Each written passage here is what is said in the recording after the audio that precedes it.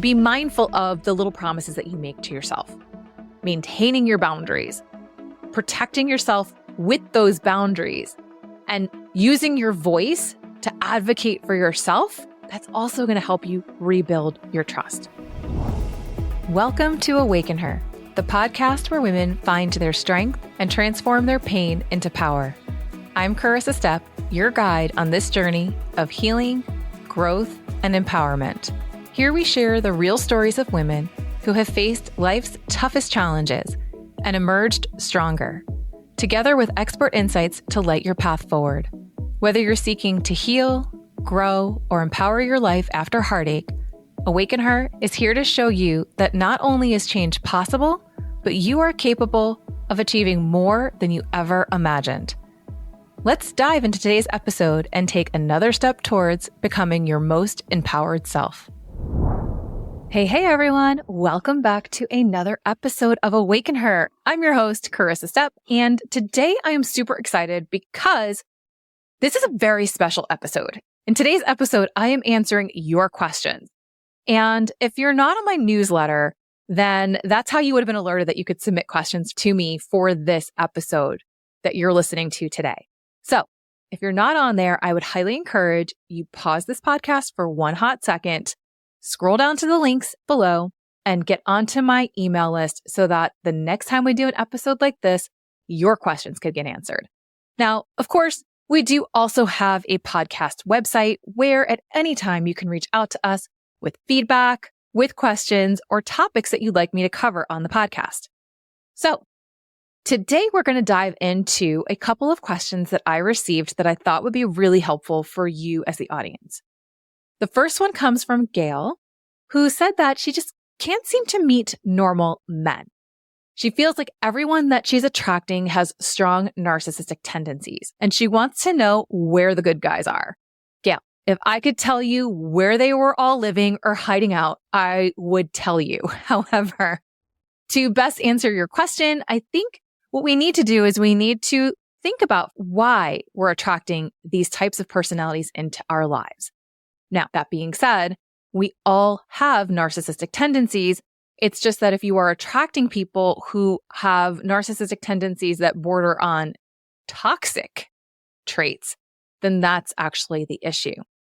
If you happen to be attracting men who are maybe just a little bit more self-centered, a little bit more self-focused, well, it's hard to say whether or not they are definitely narcissists, and we're not going to sit here and diagnose everyone that you're attracting into your field.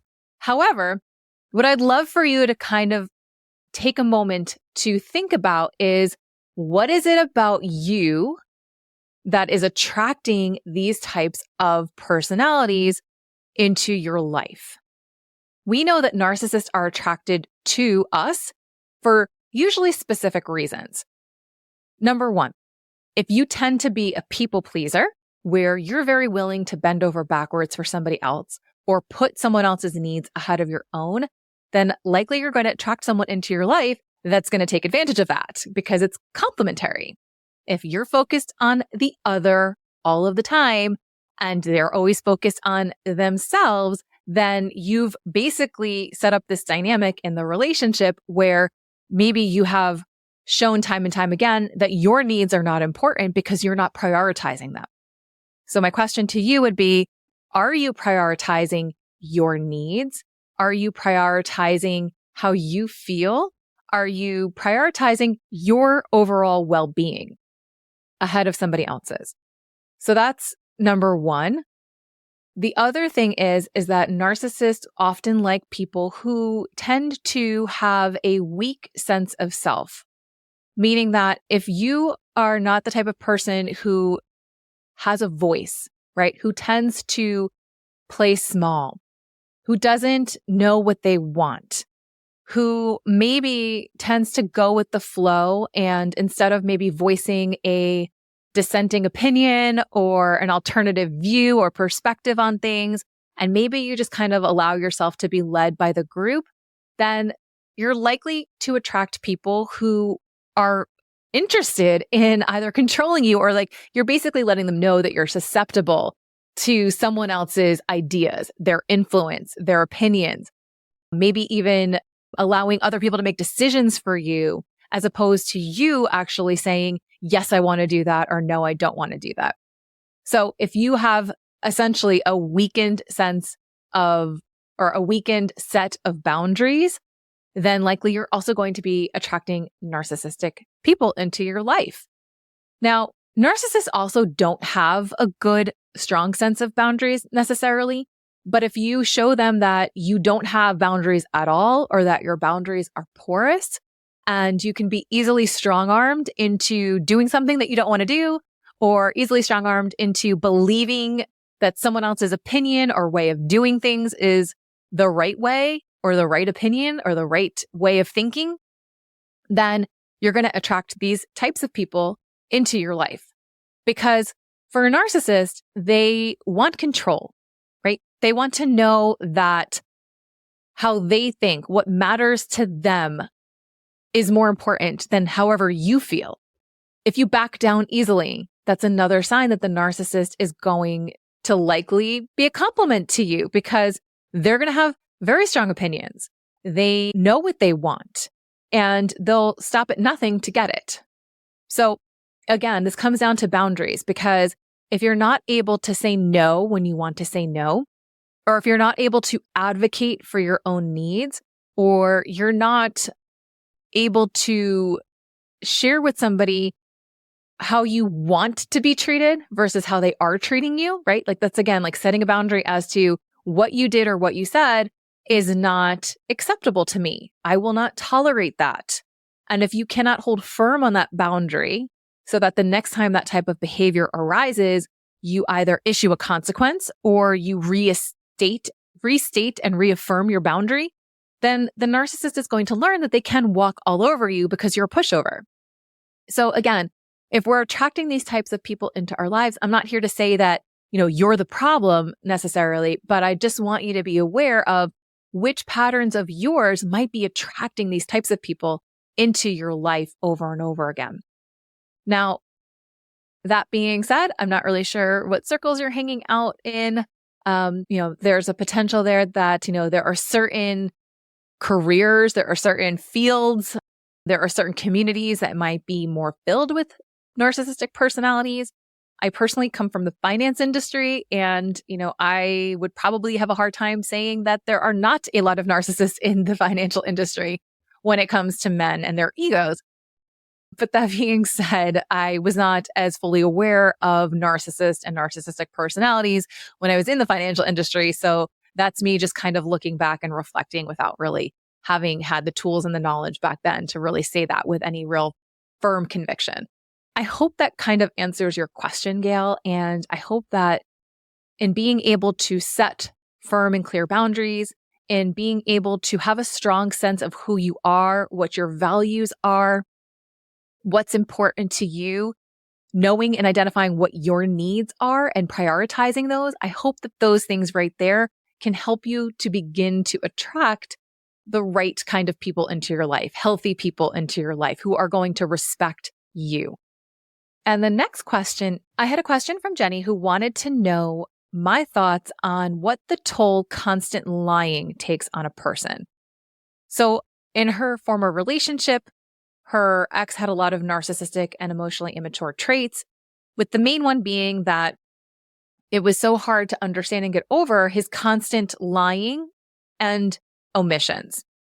We have heard the saying before, an omission is also a denial of the truth, right? It's, potentially could be a conscious way in which someone is avoiding telling the truth, right? Which in essence could be perceived as a lie. So she felt like in their relationship that even small omissions and lies really seemed to add up. And she was just wondering how harmful they are to a person emotionally, and then understanding what the challenge is then in terms of healing and learning how to trust again. This is a great question. So here's the thing. If you are in a relationship with someone that you trust, right? And the foundation of most relationships is built upon trust. And that could even be not because that person has earned your trust, but because maybe you're the type of person that willingly trusts others without having evidence as to whether or not that person is trustworthy. As you are in that relationship and as time goes on, If that person that you trust and love so much starts lying to you, and they're consistently lying to you, then what can happen is over time, we stop trusting our ability to be a good judge of character, trusting our ability to keep ourselves safe. Because when we're in a relationship where someone is constantly lying to us, our nervous system is often sending us all of these red flags, all of these alerts that something is off, that something doesn't make sense, that something is out of alignment, or, you might be getting that little niggling feeling in the back of your mind or in your gut that what this person that you love so much is telling you is not true. You obviously then begin to not trust that other person, but the biggest damage happens to be around your ability to self-trust. So it can be very damaging. And gaslighting in and of itself is a way in which somebody is lying to you, right? Because they're trying to skew your perception of the truth, of reality. And when you live in an environment where you're constantly getting gaslit, it makes it really hard for you to trust the environment that you're in. It can make you feel like you can't trust your own sense of reality. It can make you, again, start to lack that trust in yourself to be able to perceive what is real and what is not. You might even question your memory, right? Your ability to remember things properly or correctly because someone else is constantly telling you that that's not what happened or that's not what they said. So obviously, I hope that you're out of that situation. And it sounds like you are because you asked about this regarding your ex. So I'm proud and I'm really happy that you're not in that situation anymore. The road to healing and recovery can be a bit of a long one. However, what I suggest you start doing is learning how to listen to your gut. Okay. Our bodies are constantly communicating. Our intuition is constantly communicating with us. Now, I come at this from a little bit more of a human design perspective, meaning that according to our human design, our intuition speaks to us in very specific ways. That being said, overall, I'm going to just say that our intuition does speak to us through bodily sensations and quiet inner knowings. Okay. It is a visceral feeling. So 70% of the population are generator types according to human design, which means that most of us get a gut feeling as to whether or not something is for us or not for us, or whether or not something rings as true for us or is not true for us. So I would encourage you to start tuning into your intuition. Start tuning into the red flags that your body is sending you to let you know whether or not something is right and aligned or not good for you, and then acting on it, and then going back and reflecting and saying, okay, my gut said yes. I said yes to something and I followed through with that commitment. And now let's reflect on how that commitment turned out. Did it go well? Did it not go well? These are all signs that potentially either we're not fully listening to our gut, or these are now confirmations that we can be trusted. Because if it turned out great and we said yes, then that's our clue that we have now evidence to prove that our intuition was correct in leading us down that path, or to saying yes to that opportunity or that relationship or circumstance or experience or whatever it might be. So what I encourage my clients to do is to keep a journal and write down these instances where you're listening to your intuition, the decision that you made, what the outcome was, so that you can then go back and reflect and have the evidence to prove to your doubting mind that you can be trusted. Okay? Being able to have that written evidence and being able to review it is going to help you to rebuild your self-trust. Our mind tries to keep us safe.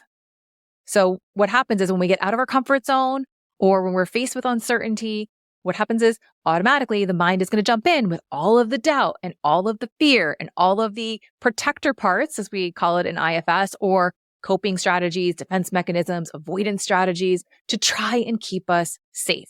That's like our nervous system doing its job to keep us safe from experiencing some sort of pain due to an unknown or an uncertainty. So the more that we're able to prove to ourselves that we are capable of making good decisions, that we are capable of judging someone's character accurately, that we are capable of listening to our intuition, following through, and then seeing the results and knowing that maybe it turned out even better than what we imagined. Or maybe, the outcome was that it led us to another opportunity that was even more aligned for us, right? So again, writing these things down, having the evidence that although our nervous system tried to keep us safe and started to throw us all these curveballs of fear and doubt and all these adaptive strategies to help us cope when we're feeling uncertain or feeling insecure, proving that we made the decision, we stuck to it, and it was fine. We were okay.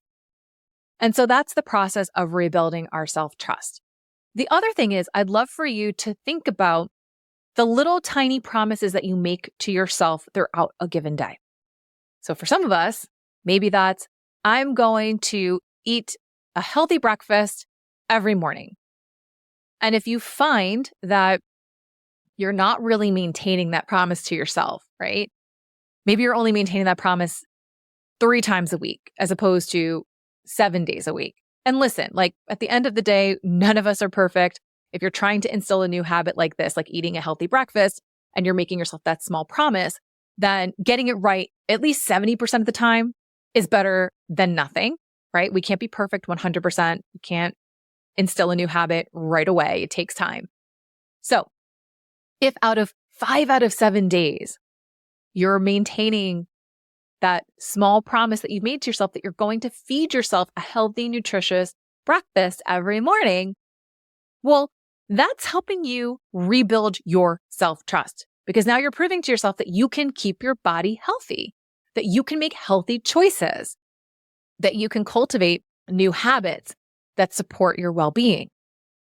So in maintaining and keeping those promises to yourself, those little teeny tiny promises, even if it's, I'm going to meditate for 5 minutes every morning when I wake up. And maybe it's not even every morning, because if you're starting a new practice and trying to instill a new habit, or you're trying to reach a new goal, doing it in small baby steps is even better. So even if you're like, I'm going to meditate at least 4 times a week or 5 times a week for 5 minutes, the more and more you keep that promise to yourself, again, you're going to cultivate and rebuild that self-trust in yourself. Because every time we break a small promise that we make to ourselves, that self-trust gets whittled away and we break it down even further.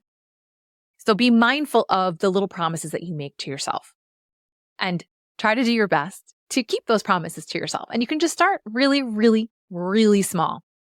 Maybe it's just the next time somebody asks me to do something, I'm not going to say yes unless you really want to, right? So proving to yourself by setting boundaries, right? Maintaining your boundaries, protecting yourself with those boundaries, and using your voice to advocate for yourself, that's also going to help you rebuild your trust. This is a practice. This is something that isn't going to happen overnight.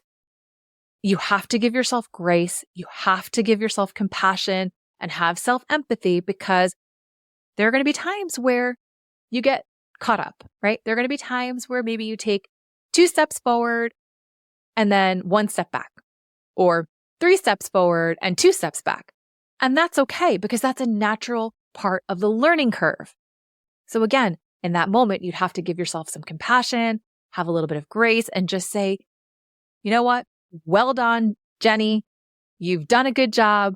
You're working really hard, and I can see you are trying your best. And that's it. I hope that that helps each of you with your questions that you brought to today's episode of Ask Me Anything. Again, if any of you listening have questions of your own, or if these answers to these questions have spurred on another set of questions, then please feel free to write me, send me an email, reach out on Instagram, or reach us through the podcast website. I'd be happy to answer your questions. This has been such a fun episode for me to record, and I hope you enjoy listening to it. Until next time, be well. Thank you for tuning in to AwakenHer. Today's conversation may have ended, but your journey towards healing and empowerment is ongoing. Remember, every challenge you face is an opportunity to grow stronger and more resilient. If our stories today inspired you, consider sharing this episode with someone who needs these empowering messages. I'm Corissa Stepp, cheering you on as you take the steps to heal, grow, and transform your life. Keep believing in yourself, and until next time, stay empowered.